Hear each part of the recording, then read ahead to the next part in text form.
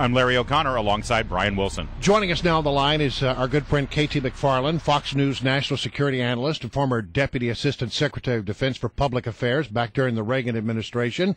KT, always a pleasure to have you. Well, it's great to be with you. And since you were with us last, there have been a couple of Special Forces raids. Now, one of them, as you read it, seems to have gone pretty well. That's the one in Libya. Mm-hmm. But a second one we're not hearing a lot about, and it sounds as if it may not have gone so well. Yeah, news reports say that it was on its way to going well, but the Navy SEALs saw a lot of civilians, women and children, and decided not to proceed. Why is that? Because I've heard that they're now operating under sort of new guidelines for things like this. Well, first do no harm. If we're going to go and have a paramilitary operation and trying to nab a bad guy, and we're going to have to kill a lot of women and children in order to do it, I'm not sure that's the way the United States should do business. They know where this guy is. They should nab him when the women and children aren't there. All right, so they got this guy, Abu Anas al-Libi. Yeah. What do we know about him, and is he valuable? Yeah, he's valuable for a bunch of reasons. He was one of the founders of Al-Qaeda. He was the guy who, in the late 1998, did the bombing of the 2 U.S. embassies in East Africa. Now, that was significant because they didn't know how to do it themselves, Al-Qaeda, so they had to borrow information and bomb-making technology from Hezbollah. So what is that connection? Now, for the last 10 years, before the fall of Gaddafi, al-Libi was in Iran. Now, maybe he was under house arrest, maybe not. But is there an Al-Qaeda-Hezbollah connection? Conventional wisdom tells you one's Shiite, one's Sunni. They never would work together. But the September 11th Commission always said there might have been a connection. So what does he know about that connection? And then the other thing I think we need to get from him is, okay, for the last 2 years he's been in Libya. He's sort of like the Al-Qaeda senior project manager, country manager, who's been sent to set up Al-Qaeda in Libya. But he was nabbed in western Libya. Now, we thought that was sort of where the government was in charge. Eastern Libya is where we thought Al-Qaeda's in charge. So is Al-Qaeda now all over Egypt? All over Libya? And what is the connection to Egypt? Are they looking? The crown jewel of the Middle East is Egypt. It's not Syria. It's not Libya. But what were their ambitions for Egypt?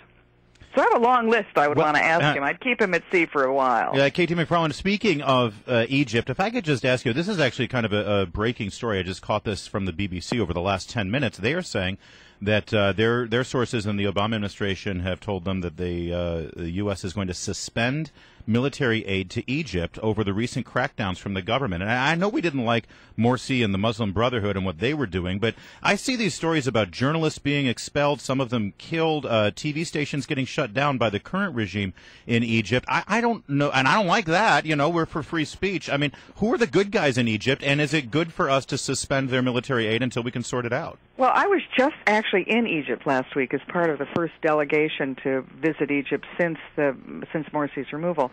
And I've got to tell you, the story is very different than what the Obama administration is peddling and what the mainstream media is peddling. The majority of the Egyptian people rose up to toss Morsi out because the Morsi-written constitution had no impeachment process. And when I talked to the leading journalists and TV people in Egypt, they told me that one guy said, the sort of Charlie Rose but with better ratings, in Egypt he said, we were within days of Morsi coming to power, we were given a list of hundreds of people we could no longer interview. And we were told we had to interview the people on the other list. One woman who was the morning anchor said that she received death threats, that her children received death threats from the Muslim Brotherhood. So the Muslim Brotherhood is not just some nice garden variety political party. These guys are Al-Qaeda affiliated. I mean, the Muslim Brotherhood is the gateway drug to being Al-Qaeda. And so the fact that the Egyptian government is now trying to restore order in the streets, I think, is a good thing, not a bad thing. Well, but the U.S. is going to hold off military aid. What message does that send? When I was in Egypt, I heard from business leaders, from religious leaders, from political leaders, from student activists, and they said, why does President Obama choose Al-Qaeda? Why is he supporting the Muslim Brotherhood? Why is he turning against the Egyptian people and supporting Al-Qaeda and terrorists? And I look at that situation and I say, okay, let's just not even worry about what's good for Egypt. Let's just worry about what's good for America. If the United States walks away from Egypt, that is 40 years of both parties, presidents from Nixon to Ford to Jimmy Carter to Clinton to Reagan to Bush, all had a relationship with Egypt. And if we walk away from that, what we are doing is handing the Middle East back to Russia, and that will have enormous and significant strategic consequences for a generation. The Obama administration has come up with a special envoy who's going to work on the problem of shutting down Gitmo, Guantanamo Bay. Well, I mean, I wonder what's the solution then. Right now with al-Libi, he's out on a ship, and they're just circling out in the ocean so they have time to interrogate him without having to read him his Miranda rights. Is that the solution, that we're just going to keep our prisoners of war at sea? Like that, and I say, okay, that the roof is leaking, there are termites in the walls, and there's wood rot in the basement. So what are we going to do? We're going to go redecorate the pool house. This is Guantanamo. I mean, okay, that's interesting, but what about the widows and orphans who are not receiving death benefits from their fallen spouses and fathers? What about the fact that we're locking veterans out of World War II memorials, veterans in wheelchairs who have come across the country?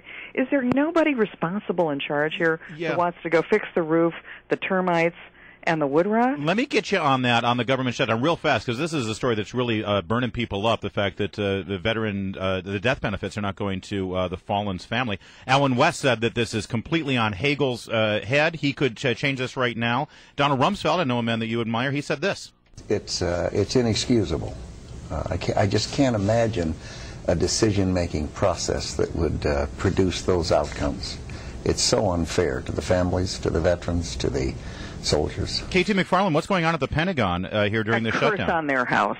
Yeah. The greatest thing about this country is civilian control of the military, and that requires a sacred honor to the troops and their families and the widows and the orphans, as Lincoln said.